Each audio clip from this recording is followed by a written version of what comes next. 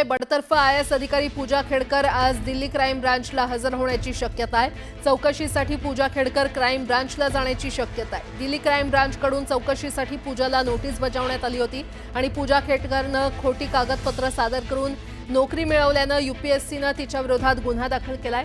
पूजा खेडकरला सध्या सुप्रीम कोर्टाकडून दिलासा कायम आहे आणि जोपर्यंत सुप्रीम कोर्टाचा दिलासा आहे तोपर्यंत पूजाला अटक करता येणार नाहीये। आता आजच्या चौकशीत पूजा खेडकर काय उत्तर देते खरं तर हे पाहणं महत्त्वाचं ठरणार आहे। यासोबतच इतर मे महिन्यात भारतातील बहुतेक भागात तापमान सामान्यापेक्षा जास्त राहण्याची अपेक्षा आहे। राजस्थान, हरियाणा, पंजाब, मध्य प्रदेश, उत्तर प्रदेश, बिहार, झारखंड आणि पश्चिम बंगालमध्ये उष्णतेच्या लाटेच्या दिवसांची संख्या 4 दिवस जास्त असण्याची शक्यता आहे। दुसरीकडे राजस्थानमधील बाडमेरमध्ये उष्णतेने एप्रिल महिन्याचा 11 वर्षांचा विक्रम मोडलाय। तापमान 46.8 अंशांवर पोहोचले। मुंबई वगळता राज्यभरातील जिल्ह्यात कमाल तापमानाचा पारा चढता असून गुरुवारी मुंबईचं तापमान 34 अंश नोंदवण्यात आलेलं आहे। तर गेल्या महिन्याच्या तुलनेत कमाल तापमानाची नोंद कमी झाली असली तरी आर्द्रता 60 ते 80% आसपास नोंदवण्यात आली आहे। त्यामुळे भर उन्हात मुंबईकर घामाघूम होत आहेत। मार्च महिन्याच्या सुरुवातीपासूनच उन्हाचा कडाका प्रचंड वाढलाय। कमाल तापमानात दिवसागणिक वाढ होत असून तापमानानं 40शी पार केलंय। मावळमध्ये नागरिकांना मार्गदर्शक सूचना जारी करण्यात आल्या। विरार अलिबाग बहुउद्देशीय मार्गिकेच्या कामासाठी तब्बल 36% अधिक दरानं निविदा आलेल्या आहेत। त्यामुळे त्या रद्द करून त्याऐवजी आता हा प्रकल्पच बीओटी तत्वावर राबवण्याची तयारी महाराष्ट्र राज्य रस्ते विकास महामंडळानं केली आहे। त्याचा प्रस्ताव मंजुरीसाठी राज्य सरकारकडे पाठवला असल्याची माहिती मिळते। रस्त्याच्या काँक्रिटीकरणाचं काम सुमार दर्जाचं केल्यानं दुय्यम अभियंता आणि कंत्राटदारावर महापालिका आयुक्त भूषण गगराणी यांनी कारवाईचा बडगा उगारलाय। काँक्रीट मिश्रणात गुणवत्तेचा अभाव आढळल्यानं संबंधित दुय्यम अभियंत्याला निलंबित करण्यात आलंय। रस्ते कंत्राटदाराला 50 लाख तर गुणवत्ता नियंत्रण संस्थेला 25 लाख रुपयांचा दंड ठोठावण्यात आलाय। मलनिस्सारण वाहिन्या, कुंड तसंच भूमिगत गटार साफ करताना अपंगत्व आलेल्यांना तसंच मृत्युमुखी पडलेल्या सफाई कर्मचाऱ्यांच्या वारसांना अखेर योग्य भरपाई देण्याचा निर्णय राज्य शासनानं घेतलाय। विशेष म्हणजे 1993 नंतर घडलेल्या घटनांमधील पीडितांना शोधून त्यांना योग्य मदत केली जाणार आहे। नियमित कंत्राटी तसंच दैनंदिन तत्वावरील कर्मचाऱ्यांचे वारस नुकसान भरपाईसाठी पात्र असतील। मुंबई महानगर परिसरातील घर विक्रीत वाढ कायम असून त्या तुलनेमध्ये नव्या घरांची निर्मिती झालेली नाहीये। मात्र रिक्त असलेल्या घरांच्या विक्रीत वाढ झाली असली तरी मुंबई महानगरात अद्याप 3 लाखांहून अधिक घरं रिक्त आहेत। पुण्यात देखील 89,000 घरं रिक्त असल्याचा अहवाल लायसेन्स फोरास या संशोधन कंपनीनं जारी केलाय। जोपर्यंत शैक्षणिक श्रेयांक खात्याचा तपशील विद्यापीठानं सांगितलेल्या संकेतस्थळावर टाकला जाणार नाही तोपर्यंत विद्यार्थ्यांच्या गुणपत्रिका आणि पदवी प्रमाणपत्र देण्यात येणार नाही असा इशारा मुंबई विद्यापीठ प्रशासनानं एका परिपत्रकाद्वारे महाविद्यालयांना दिलाय। HMIS या इंटरनेट सुविधेसाठी वैद्यकीय शिक्षण विभागाकडून 32 कोटी 21 लाख रुपये देण्यात आलेत। ही प्रणाली कार्यान्वित करण्यासाठी आवश्यक असणाऱ्या 5 वर्षाच्या इंटरनेट सुविधेसाठी 32 कोटी 21 लाख रुपयांच्या खर्चाला वैद्यकीय शिक्षण विभागानं मान्यता दिली आहे। आरटी अंतर्गत तिसऱ्या प्रतीक्षा यादीचे प्रवेश घेण्यासाठी 7 मे पर्यंत अंतिम मुदत आहे असं सूचनापत्र प्राथमिक शिक्षण संचालनालयानं जारी केलेलं आहे। प्रतीक्षा यादीतील सर्व प्रवेश हे 7 मे पर्यंत पूर्ण होतील याची स्थानिक प्राधिकरणांनी नोंद घ्यावी असंही सूचनापत्रात म्हटलं। 2025 पर्यंत भारतात सोन्याची मागणी 700 ते 800 टनाच्या दरम्यान राहू शकते असा अंदाज WGCनं व्यक्त केलेला आहे। 2025च्या सुरुवातीपासून सोन्याच्या किमती 25% वाढल्या असून प्रतितोळा 1 लाखांपर्यंत पोहोचलेल्या आहेत। त्यामुळे ग्राहकांच्या सोने खरेदीच्या पद्धतीत बदल झालाय असं अहवालात म्हटलंय। अक्षय तृतीयेच्या दिवशी सुमारे 12 टन सोन्याची विक्री झाली ज्याचं मूल्य सुमारे 12,000 कोटी रुपयांच्या घरात होतं। तर याच दिवशी देशभरात सुमारे 400 टन चांदी विकली गेली ज्याचं मूल्य हे 4,000 कोटी रुपयांपर्यंत होतं। IIT मुंबईच्या 1998च्या बॅचनं संस्थेला 57 कोटी रुपयांची देणगी दिलेली आहे। ही देणगी संस्थेतील विद्यार्थी आणि प्राध्यापकांच्या विकासासाठी, संशोधनासाठी तसंच पायाभूत सुविधांच्या उभारणीसाठी दिली जाणार आहे। मुख्यमंत्री 100 दिवस कृती आराखडा उपक्रम अंतिम मूल्यमापनात पिंपरी चिंचवड महापालिकेनं महापालिका श्रेणीमध्ये राज्यात दुसरं स्थान पटकावलंय।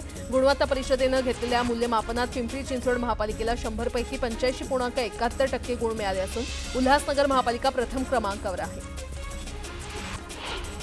नवी मुंबईमध्ये भारतीय आंब्यापेक्षा आमरसाला जगभरातून जास्त मागणी आहे। निर्यात होणाऱ्या आंब्यापेक्षा दुप्पट आमरस विविध देशात पाठवला जातोय। गेल्या वर्षी तब्बल 60,200 टन आमरस निर्यात होऊन त्या माध्यमातून 624 कोटी रुपयांची उलाढाल झाली आहे। मतदार याद्यांमधील अचूकता सुधारण्यासाठी आणि मतदान प्रक्रिया अधिक सोयीस्कर बनवण्यासाठी निवडणूक आयोगानं नवीन उपक्रम हाती घेतलेत। याद्यांमधील अचूकतेसाठी 3 मुख्य मुद्द्यांवर लक्ष केंद्रित करण्याचं ठरलंय, तर त्यात मृत्यू नोंदणीचा डेटा मिळवणं, बूथ लेव्हल ऑफिसर्सना इलेक्ट्रिक पद्धतीनं मान्यताप्राप्त ओळखपत्र देणं आणि मतदार माहिती स्लिप अधिक मतदार अनुकूल बनवणं याचा समावेश आहे। देशाच्या तिजोरीमध्ये मोठी भर पडली आहे। एप्रिलमध्ये भारताचं जीएसटी संकलन विक्रमी 2.37 लाख कोटी रुपयांवर पोहोचले, जे गेल्या वर्षीच्या याच महिन्यातील 2.10 लाख कोटी रुपयांपेक्षा 12.6% जास्त आहे। मेट्रो 3 प्रकल्पाचा बीकेसी ते वरळीपर्यंतचा दुसरा टप्पा लवकरच वाहतुकीसाठी खुला होणार आहे। या मार्गिकेवरील प्रवाशांच्या सोयीसाठी बेस्ट उपक्रम देखील सज्ज असणार आहे। धारावी ते कफ परेडपर्यंतच्या 17 मेट्रो स्थानकांना जोडणाऱ्या 28 मार्गांवर बेस्टच्या 79 बसेस चालवण्यात येणार आहेत। जम्मू आणि काश्मीरमधील पहलगाम इथे झालेल्या दहशतवादी हल्ल्यानंतर भारतात आता सायबर हल्ल्यांचं प्रमाण वाढल्याचं आकडेवारीवरून समोर आलेलं आहे। 23 एप्रिलपासून देशभरात 10 लाखांहून अधिक हल्ल्यांची नोंद झाली आहे। या पार्श्वभूमीवर सतर्क राहण्याचं आवाहन महाराष्ट्र सायबर विभागाकडून करण्यात आले। जळगावच्या चोपडा तालुक्यात गायत्री कोळी या विवाहितेचा संशयास्पद मृत्यू झाल्याचा प्रकार समोर आलाय। महिलेच्या अंगावर खुणा आणि जखमा आढळून आल्या। सासू आणि नणंद यांनी महिलेला गळफास दिल्याचा आरोप माहेरच्या नातेवाईकांनी केला। जळगावच्या आकाशवाणी चौकात दुचाकीला ट्रकनं जोरदार धडक दिल्यानं गंभीर अपघात झाला। या अपघातात तरुणीच्या दोन्ही पायांचा चेंदामेंदा झाला असून तरुण देखील गंभीर जखमी झालाय। अपघातानंतर ट्रक चालक वाहन घटनास्थळी सोडून फरार झाला। नवी मुंबई महापालिकेतील उबाठा गटाचे माजी नगरसेवक आणि पक्षाचे प्रतोद रतन मांडवे आणि त्यांच्या पत्नी यांनी शिवसेनेमध्ये प्रवेश केलाय। ठाण्यातील आनंद आश्रम इथे हा पक्ष प्रवेश पार पडला। धाराशिवमधील विकास कामांच्या स्थगितीचा विषय राज्य शासनाचा आहे, माझा नाही, असं उत्तर भाजप आमदार राणा पाटील यांनी प्रताप सरनाईक यांना दिलं। कामांना शेवटच्या 3 महिन्यातच मंजुरी कशी दिली याची चौकशी करा, अशी मागणी राणा पाटील यांनी केली। परिवहन मंत्री प्रताप सरनाईक यांनी धाराशिवमध्ये एक सूचक वक्तव्य केलंय। काही जुने मित्र शहरातील कचऱ्याचा प्रश्न घेऊन उपोषणाला बसले होते। ते जुने मित्र होते आणि भविष्यात नवीन मित्र होतील, असे प्रताप सरनाईक यांनी उबाठा खासदार ओमराजे निंबाळकर आणि कैलास पाटील यांच्या समोर वक्तव्य केलं। त्यामुळे शिंदे शिवसेनेचे नवीन होणारे मित्र कोण आणि कुणाचा प्रवेश होणार याच्या चर्चेच्या वावड्या उठायला पुन्हा सुरुवात झाली आहे। दक्षिण सोलापूरमधील बोरावणी येथे विहिरीचा कठडा कोसळून बुडालेल्या दोन मुलांचे मृतदेह सापडलेत। दुपारी 12:30च्या सुमारास 7 ते 8 मुलं विहिरीत पोहण्यासाठी गेले होते, तेव्हा विहिरीचा कठडा कोसळल्यानं 2 मुलं ढिगाऱ्याखाली अडकली होती। 2024-25 मध्ये मार्च ते एप्रिल नवेगाव नागझिरा व्याघ्र प्रकल्पात 36,592 पर्यटकांनी भेट देत जंगल सफारी केली आहे। नवेगाव नागझिरा व्याघ्र प्रकल्प पावसाळ्यात बंद ठेवला जात असून एवढा काळ सोडला असता नेहमीच पर्यटकांची गर्दी असते, मात्र असं असतानाही जून महिन्यात सर्वाधिक 8,334 पर्यटकांनी जंगल सफारी केल्याचं दिसून येत आहे। मावळ तालुक्यामध्ये कृषी विभागामार्फत चालू खरीप हंगामाची तयारी जोरात सुरू आहे। सहाय्यक कृषी अधिकारी स्मिता कानडे यांनी शेतकऱ्यांना सोयाबीन पीक घरगुती उगवण क्षमता चाचणी आणि बीज प्रक्रिया करून पेरणी करण्याबाबत मार्गदर्शन केलं। नगरमधील ज्येष्ठ नेते आणि विधान परिषदेचे माजी आमदार अरुण काका जगताप यांचं निधन झालंय। गेल्या काही दिवसांपासून पुण्यातील रुबी हॉस्पिटलमध्ये त्यांच्यावर उपचार सुरू होते। त्यांच्या निधनानं नगर शहरासह जिल्ह्यात शोककळा पसरली। मिनी काश्मीर म्हणून ओळख असलेल्या महाबळेश्वरमध्ये पर्यटन क्षेत्राला बळ देणारा महापर्यटन उत्सव आजपासून सुरू होतोय। 4 मे पर्यंत हा महोत्सव सुरू राहणार आहे। या महोत्सवानिमित्त महाबळेश्वरातील विविध पॉइंट्सवर कार्यक्रमांचं आयोजन करण्यात आलं। वर्ध्यात वादळी वाऱ्यासह गारपीट झाली। उमरी, बेलगाव, दिग्रस या परिसरात मोठ्या प्रमाणात गारपीट झाल्यानं उन्हाळी पिकांना फटका बसलाय। पावसामुळे जनावरांचा चारा देखील भिजलाय आणि त्यामुळे शेतकऱ्यांची तारांबळ उडाली आहे। तर पुढील 2 दिवस वर्धा जिल्ह्यात पाऊस पडण्याचा अंदाज हवामान खात्यानं वर्तवलाय। अमरावती जिल्ह्यातील मोझरी गावासह परिसरात अवकाळी पाऊस बरसला। गारपिटीसह झालेल्या पावसाचा कांदा आणि संत्र्याला फटका बसण्याची शक्यता आहे, त्यामुळे शेतकरी हवालदिल झालाय। तर दुसरीकडे पावसामुळे वातावरणात गारवा निर्माण झाल्यानं उकाड्यापासून नागरिकांना दिलासा मिळालाय।